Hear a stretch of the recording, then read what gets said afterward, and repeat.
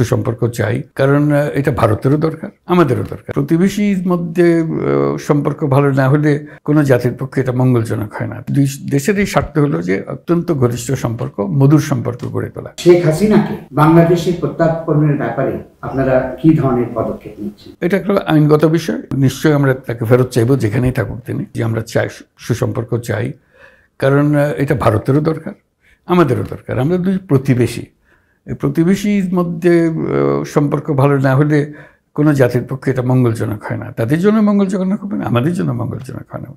আমাদের দুজনেরই, দুই দেশেরই স্বার্থ হলো যে অত্যন্ত ঘনিষ্ঠ সম্পর্ক, মধুর সম্পর্ক গড়ে তোলা।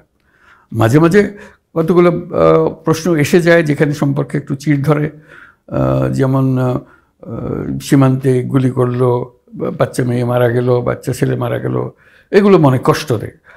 তো এটাতে আমরা মনে করি না যে এটা সরকার ইচ্ছা করে, ভারতীয় সরকার ইচ্ছা করে করেছে। যে সমস্ত কারণে এই ধরনের ঘটনা ঘটে, সেই কারণগুলো যাতে আমরা উৎখাত করতে পারি, যাতে এই ধরনের বিষয় না থাকে, নিরাপদে মানুষ নিজের জীবন নিয়ে চলাফেরা করতে পারে, সেটা নিশ্চিত করা। কাজে এই ধরনের খুঁটিনাটি জিনিস যখন হয়, তখন আমরা সেটা দৃষ্টি আকর্ষণ করি যে এটা ভবিষ্যতে যাতে না হয় সেটা চেষ্টা করা।